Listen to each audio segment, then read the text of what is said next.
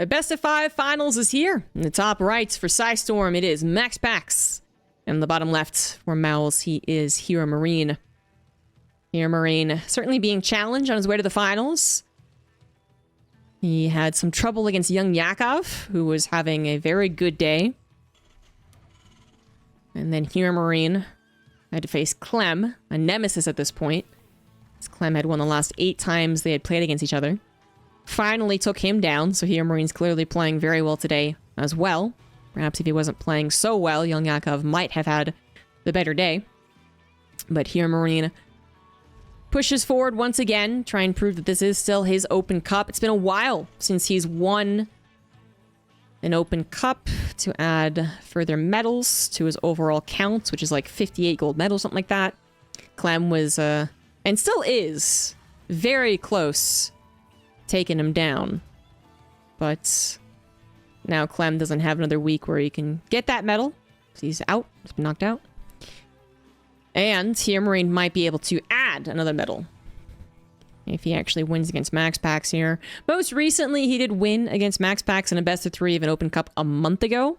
That is, in fact, their most recent results. I think back when HeRoMaRinE was more reliably in the finals, there was a few more MaxPax HeRoMaRinE games, but since HeRoMaRinE's been struggling a little bit more, it's not the case. So it's been a month since they last played. Prior to that, they were playing almost every 2 weeks, something like that. Yeah, something like that. And it was MaxPax favored for a little bit, then it was HeRoMaRinE favored, then it was MaxPax favored. Yeah. So they have actually been so back and forth, basically trading like 3 series 4 times in 2023. And if that trend continues, that means that HeRoMaRinE has another 2 series to win before they swap back. So maybe that'll be shown here today.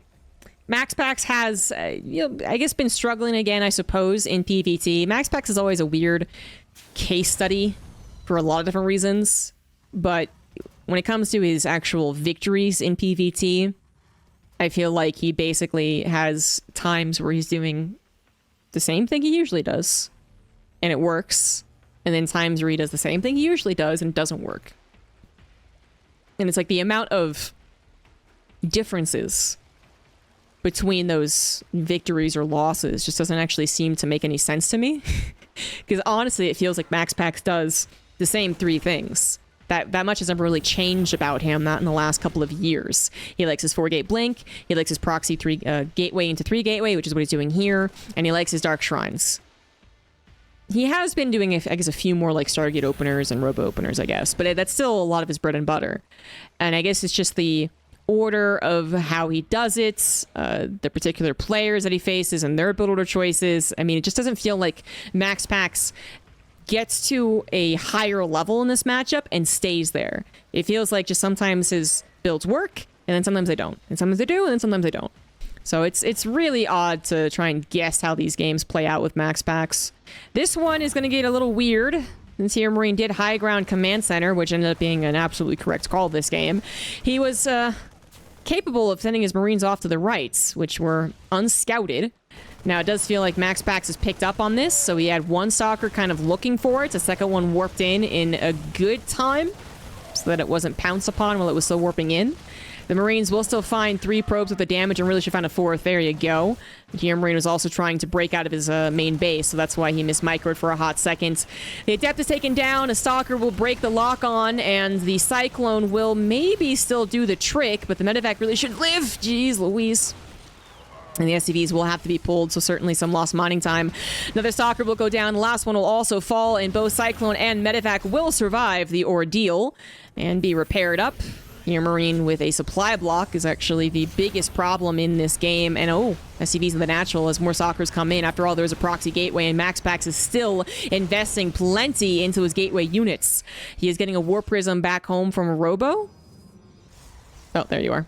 In the natural, so he did add on some technology, but this technology was added on just to continue reinforcing with gateway units. That's still really the main deal here. That Medevac still not repaired up is in a lot of danger. The Cyclone is perfectly healthy again and knows there won't be blink anytime soon. Yeah, because he saw the Robo building, of course. So yeah, he absolutely knows that blink will not be done anytime soon. So the Cyclone can really be a great tool here. Still need to be careful because it's a glass cannon, but it's a really good thing to have. And combined with the tank in a protected position, it is a wonderful thing to have. What isn't wonderful are 3 adepts in your main base. One shot in the SCVs as you struggle to determine how you want to split your army to deal with this. Because, yeah, you know the stalkers are going to be on the tank at any moment. Adepts will shade back to the War Prism. They get 4 SCVs in total. Not too shabby. Not exactly what you want either, however.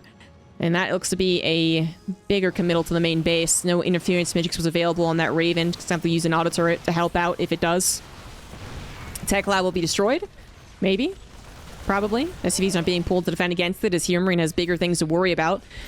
Needs to make sure that he's microing correctly. He loses the Cyclone. And that was just him trying to focus on other things. Looks like he was trying to build a barracks is what he was focusing on. I think he still has enough. 2 Ravens, 2 auto turrets, a tank firing away safely, and a decent number of Marines healed up by the medevac. I think will be good enough. A second tank involved as well will definitely make it good enough. But MaxPax did manage to add on just a little bits of damage every which way. So he's delayed the progression over into Stim and 3 barracks. So his Terran opponent is still a ways away from getting to that next dangerous step of Terran evolution.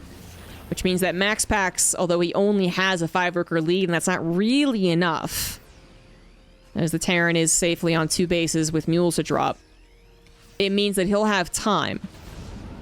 And time he very much needs. So as he gets Blink, as he gets his 3rd Nexus, as he gets his Robotics Bay, HeRoMaRinE is only now getting into his Stim, and his combat shields, and his production. And MaxPax is even continuing to find some damage with the War Prism. Very dangerous game to play against someone who has 2 Ravens. They could interference the Matrix and stop any retreats of the actual units in the War Prism, but MaxPax plays the game well. So, where are we really at? As the game continues forward, we're moving on to that next step of TvP. Terran's going to have Bio and Stim and good stuff. MaxPax, Protoss will have Colossus and Blink and good stuff. I would still say that HeRoMaRinE has the advantage. These 2 Ravens are very important to the follow-up. Once HeRoMaRinE pushes out and he has 2 Ravens, he only has 1. He will take those Colossus out of the equation, and then MaxPax will be left with nothing but Stalkers, maybe Charge Lots. I mean, he could definitely fit in charge if you got it immediately, but then how many Charge Lots would be the question. Yeah, that's just not usually a fair fight. HeRoMaRinE not paying attention. Lets his Marines die. He's trying to do his auditor harassment, which will be somewhat effective. Nothing's coming over to kill it. Medevac also in the main base, but has to retreat. Didn't find much success. And actually, the Stalkers are aggressive. They jump on top of that tank that was sieged up. And they will find a considerable amount of damage. The other tank is going to siege, but the Marine count's awfully low. The War Prism comes in for the hot pickups, and actually MaxPax doing an extraordinary amount of damage to the budding army of the Terran. Finally gets punished a little bit thanks to the auto turrets, but I mean, he just took down a considerable number of units. Yes, he did trade out his own, but it's all about buying time to get to the bigger, better units like the Colossus and maybe up to charge and an upgrade, although he's not started any of those quite yet. Marines also came back into the main base to kill 10 probes. Auto turret on the 3rd base as well, not being taken care of, and this is a slugfest, similar to our TvT in the last game. And I guess at the end of the day, you know, again, it's like, okay, both of them are doing some damage to each other, but who's actually collecting the superior units? And I would say that's still the Terran player. When the Stalkers were starting to almost look like they were about to snowball, then it might not have been an issue about where the Terran army is getting to, because it's already dead. But if the Terran army can get to a solid number, Stim combat shields, upgrades, and they're all together, then MaxPax's army does not stand up. HeRoMaRinE did send 16 units across the map and 2 medevacs, which is a bit dangerous sometimes. I think it worked out well here. The Colossus is the ideal counter to this. As the Marines get barbecued, they don't find as much success as they were hoping, but 8 probes ain't too shabby, I guess. More importantly, HeRoMaRinE is opening up an opportunity to head over to that 3rd base without being interrupted, and this is terrible. MaxPax needs to be stalling this out, jumping on top of it. The tanks will be sieged, the Raven will be available for the interference matrix, and MaxPax will be in a world of trouble. HeRoMaRinE does need some more bio reinforcements, but here they come. And right now, Medivacs in the main still being a bother as well. I think they will eventually be taken down, but the tanks are even already firing away here on the big Stalker ball, and that is a decent amount of Stalkers. 3 Colossus as well, so the interference matrix number is not high enough to take down all of the Colossus. But even taking down 2 Colossus will drastically reduce the firepower of MaxPax's army. No charge, by the way. Oh, 11 seconds, so he will have charge, but not a whole lot of Zealots. No upgrades, as HeRoMaRinE has been on +1 for a while. There's the jump forward. The tanks will obliterate a lot of the Stalkers. The interference matrix does come down, but, you know, maybe a little bit late, and only one of them. And together, all combined, MaxPax will push this back. Good focus fire on the Medivac with the units inside of it as well, and things will eventually be cleared up entirely as HeRoMaRiNE's double drop finally gets taken care of. Took a long time, definitely did a lot of damage, but it will eventually be taken care of. And MaxPax, 3 base Protoss, a 2 base Terran, is starting to get a handle on things. He's still out upgraded as HeRoMaRinE finishes up his +1 armor as well. It's 1-1 to 0-0. But HeRoMaRinE does not have a strong answer to the Colossus without the Raven or without the heavier tank count. And that is actually the ultimate problem as MaxPax looks to abuse that exact situation. He knows the Colossus will be untouched, will be able to fire away reliably. He even blinks forward aggressively, which is a little dangerous, especially now that we have Marauders involved, which have been missing from some of the earlier battles. Marauders fantastic against the Colossus, not as ideal against the Zealots in the main base, and MaxPax is now abusing HeRoMaRiNE's own SimCity as he walks on in. Literally walking into the natural. Some Vikings will appear. A tank will siege up on the high ground, and perhaps HeRoMaRinE can barely hold on as the Marauders jump on top of the weakened Colossus. They do manage to kill it. The reinforcing Colossus finally arrived. I think that was caught back at home defending against the drop, so it took a while to get onto the front. Now it's here. And so only up against 3 Vikings, make that 2. About to be 1. The Vikings actually getting a lot more shots than I would expect, but the Bio is also getting a lot more injured. No Medivacs to help heal up here. Another stim is going to be costly. It wants the last Colossus, but that one Colossus is going to get so many kills. The units are all on the red. It's killing so many units, and HeRoMaRinE is going to tap out. I actually think he might have been able to SCV pull and cause some hubbub even at the very end right there. 70 supply to 68. And he would have taken out the army. It would have been a trade.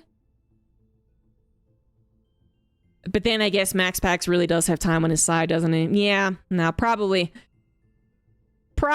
most likely, almost for sure, a dead HeRoMaRinE no matter what he tried to do. If that was Game 7 of a Katowice Finals, I think HeRoMaRinE might have tried to do a good old-fashioned SCV pull after, but yeah, not in the top left, up a game, he is MaxPax. Bottom right, HeRoMaRinE. Just a couple of too many subpar fights. First, at times where a Terran is weak. So when they're still building up their bio count, they're still building up their upgrades.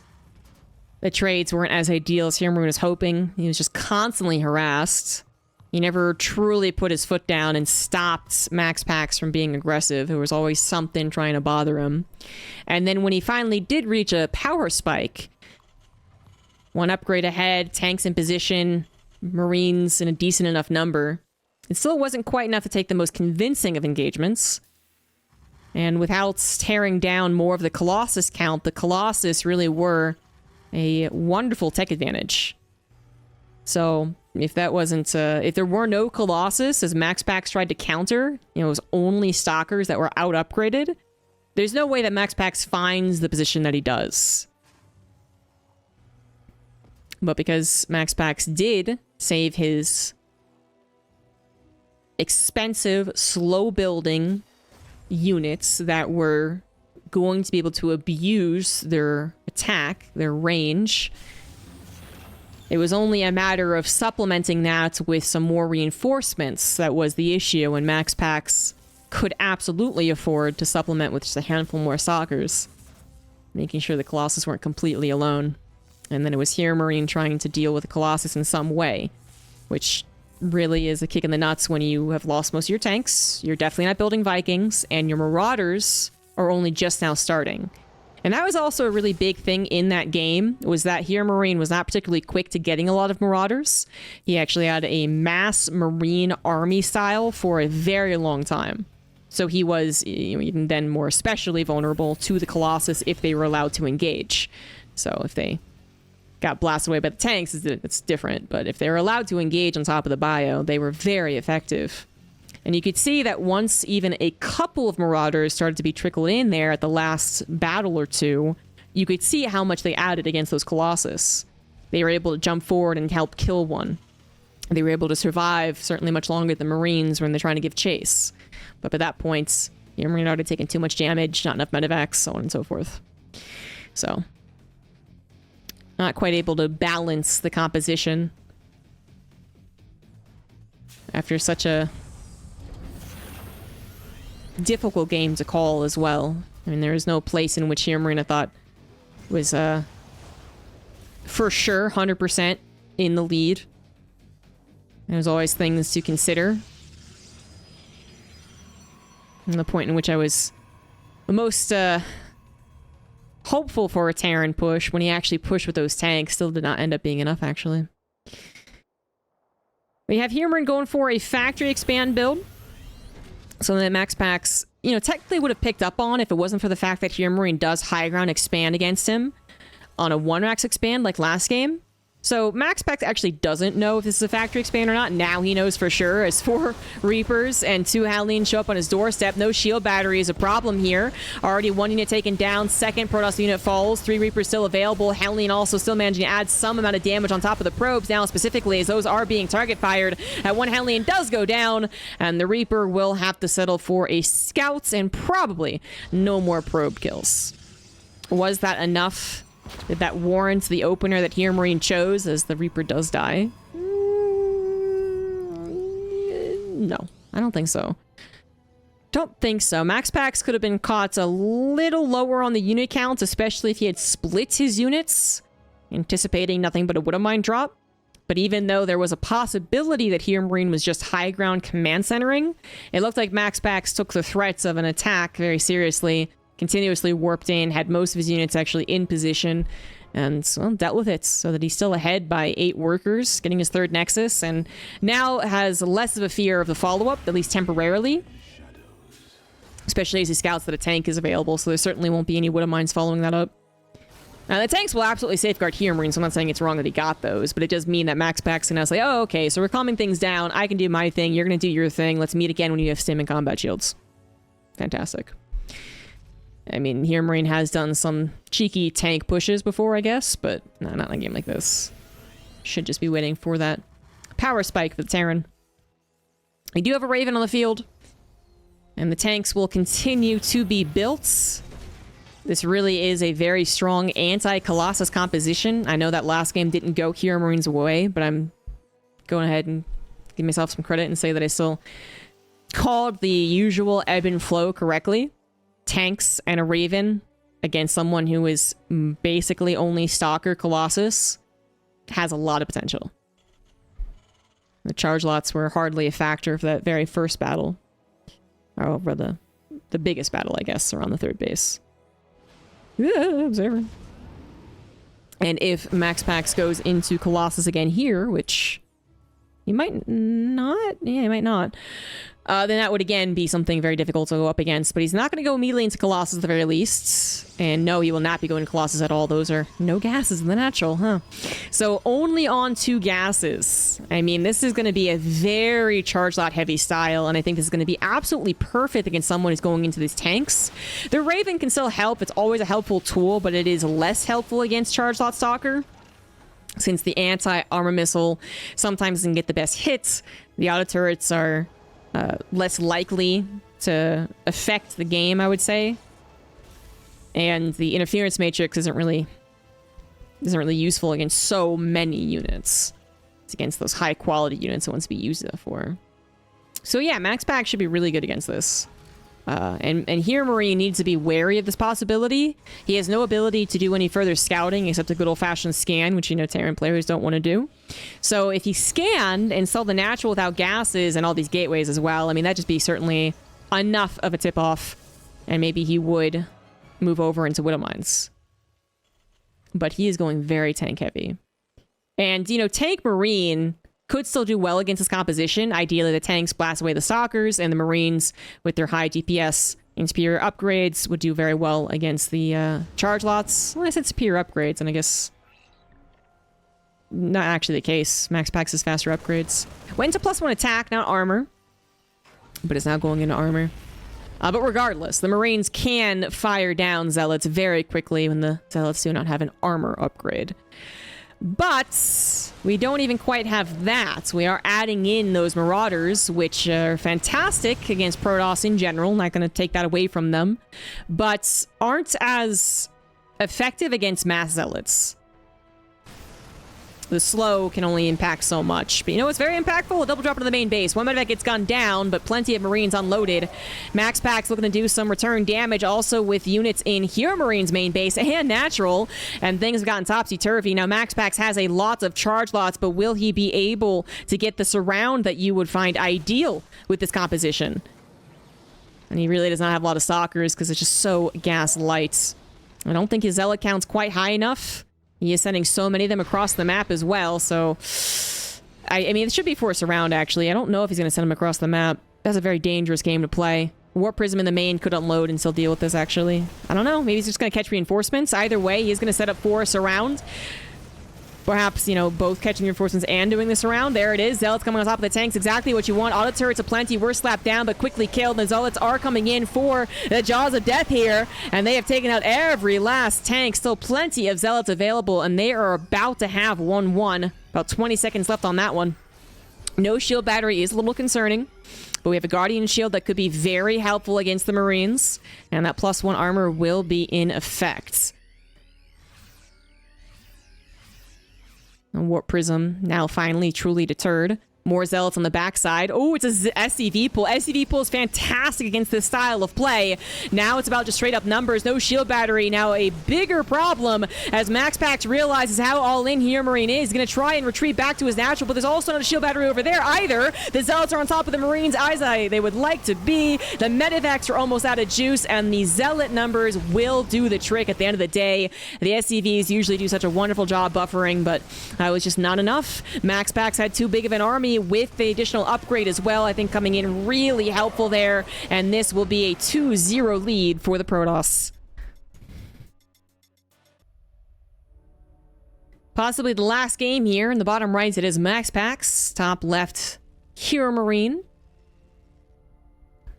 They said there was a pattern between these two for the year of 2023, and that is correct, but it looks like the pattern might be broken here today.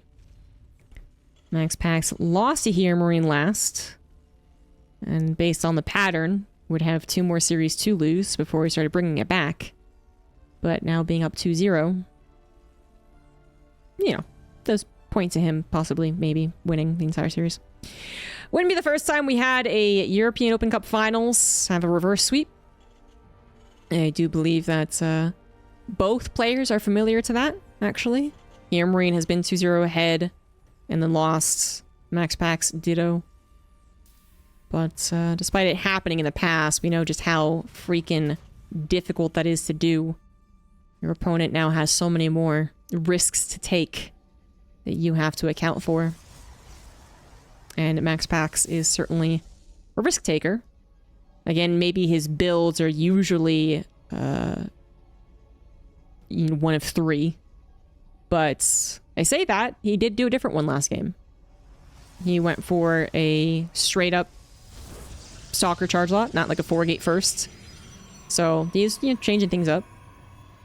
But even when he was only doing 2 or 3 builds fairly consistently, he would still change the way that he used them.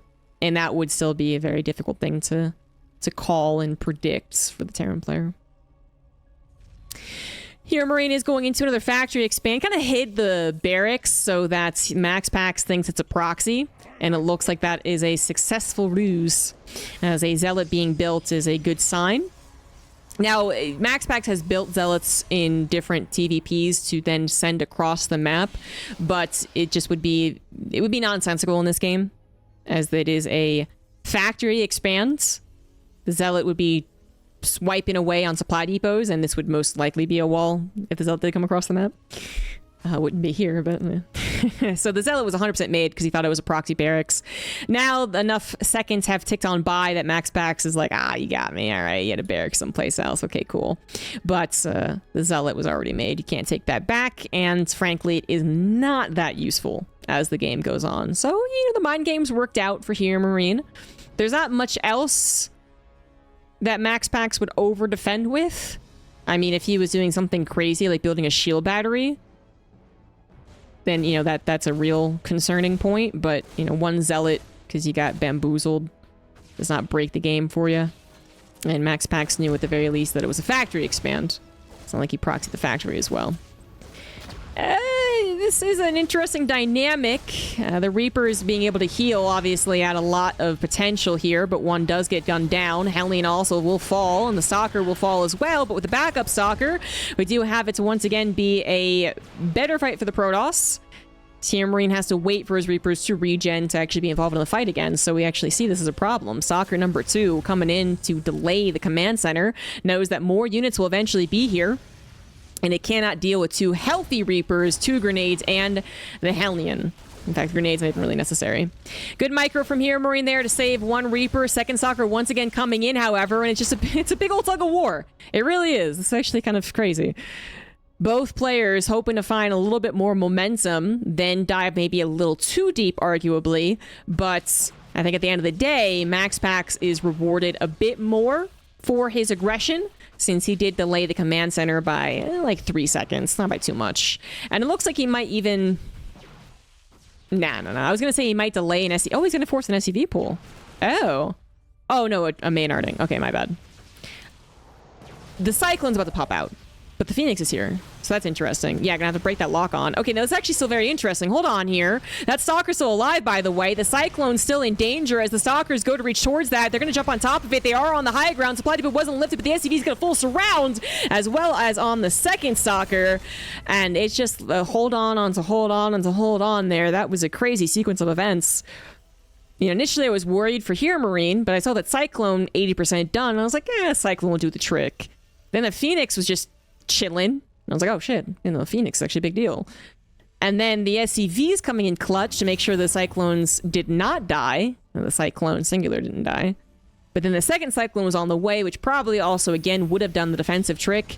Then there was like an SCV transfer that was a little dangerous, but worked out fine. Like, it's just all over the place.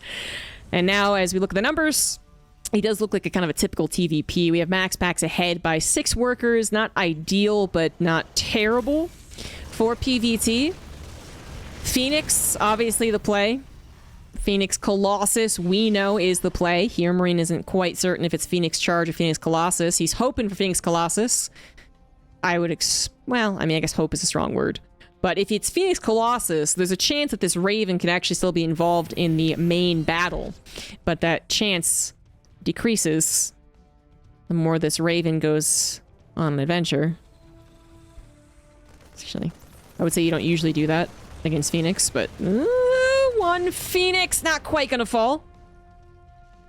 The double lock-on, double broken was just enough to safeguard those Phoenix, which, corralled as they are, will just accept defeats and recall back home, which means, again, this Raven should absolutely 100% not dive in. But, if it just stays here, that's actually pretty effective. That is certainly a secret hiding spot for a Raven.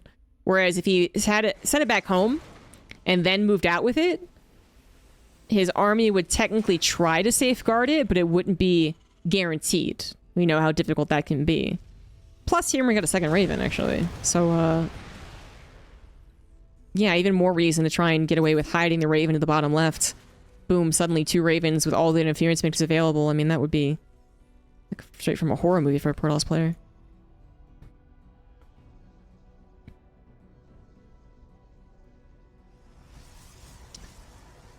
Wow, MaxPax starting to build up that Colossus count. It's going to be on 2 shortly. Charge and +1's on the way. Obviously not going into Blink since the Phoenix covering that department. 5 Phoenix, some injured, are going to get double locked on. They're still going to go after the Raven, however. And that is certainly worth it because no Phoenix died. If it'd be a little more questionable if 2 Phoenix died because we know there's a Raven still available. But even then, if you thought that was the only Raven your opponent had, that would probably still be worth 2 Phoenix, actually. Maybe Roddy would disagree, but I'm not sure. Like, that's still very important. That is a linchpin to the Terran push out, after all. But there is a second Raven, so it wouldn't have been worth 2 Phoenix deaths. Fortunately, it wasn't. Phoenix are still alive. I'm not sure where they are. 2 Colossus, double interference matrix. Ooh, both taken out of the equation. Where the hell are the Phoenix? They are chilling somewhere else. The shield battery overcharge is going to do the trick. Wait a minute. No, the interference matrix was on the Immortal. Hey, I just assumed. That was my bad. 1 Colossus still firing away on a mostly Marine army was certainly enough DPS to protect the third. You know, maybe not to chase after, but now that there's 3 Colossus completely available, then yeah, of course now it might be enough to chase. But that's why the Phoenix weren't eager to move out. They figured a drop was about to hit the main base, and MaxPax, he was right, and then he was wrong. So he is coming in here a little bit late. Widowmines pop off and injure so many Phoenix that the limited amount of Marines are able to kill 3 of them. So a very effective drop alongside the 8 probes. It just means it's extra effective. The drop over in the third is far less effective, however. Did not realize the Colossus were still there, trying to enter into the natural, but it's still a dangerous game. The Marines dropping out one by one into the waiting arms of the Zealots is not exactly ideal, and the medevac will go down. Third base is not as vulnerable as HeRoMaRinE would like to see it, as he's also losing SCVs back at home. A couple of Zealots got into the natural and killed 13 SCVs. Oh, HeRoMaRinE really needed to do damage. Oh no. Yeah, now MaxPax, having cleared out all the medevac drops, feels comfortable moving out again with his Colossus superiority, similar to that first game. And there's not much that HeRoMaRinE can do about it. His Marauder count is getting higher. His Raven's still alive, actually, too, so that's definitely something big. He might be able to hold, but he will not be a very healthy Terran, even if he does hold. MaxPax has still 3 bases up and running, and 9 worker lead. Army supply advantage. Upgrades are even. Yeah. MaxPax, maybe could try to force the issue, but I don't think there's really a reason to, and looking at the situation, I don't think he should. Marauder count higher, medevac count higher, Raven with energy. That would just be too brazen. That'd be too confident. MaxPax absolutely should not try to force the issue. He should instead play it rather comfortably. He knows that he has a good army with a decent economy. Now that economy is becoming more and more in question as HeRoMaRinE actually replaces his SCVs and gets his third up. But MaxPax has some time to breathe here. And HeRoMaRinE was not so vulnerable to a counterattack. So, the game is actually even starting to even up, I would say, because MaxPax really did invest heavily into the defense of his 3 bases, and then maybe was thinking about doing an attack. He really did not have a comfortably timed 4th base. If that 4th base is done, there's no question in my mind who is ahead. But the 4th base only being halfway done, and honestly not that many probes even transfer over to it, this is still a real question mark game. HeRoMaRinE, with the SCV kills he took, looked to be in a more dangerous place than he actually was. He actually recovered fairly quickly. But Zealots are once again in the main base, chopping away those SCVs, being a big old distraction. MaxPax also trying to hit from multiple angles elsewhere. Zealots and most of the army in through the middle, but Zealots on the 3rd base as well. Is this an overextension? I don't know about that. The Archon's still going strong. The medevac's trying their best to heal up all these Marauders. Colossus taken out of the equation and actually into the awaiting arms of the Vikings, but the Archons are there to help out. The Bio had to evacuate completely, so the Archons had nothing else to do but help out their Colossus buddies. And that was a dominating victory. That was no contest. I guess here we're just like too spread out. Because even at the end here, you can see the army supply isn't that different. Certainly not an army supply difference that I would say ends in that type of results, which is just the easiest fight of MaxPax's life. Like, yeah, that was way too easy. But in general, MaxPax finding an easy road to a European Open Cup win as he 3-0s HeRoMaRinE. And gets another one on under his belt, which I guess is like his 17th or something like that. Still a far cry away from climbing MaxPax's gold medals, climbing HeRoMaRinE's gold medals.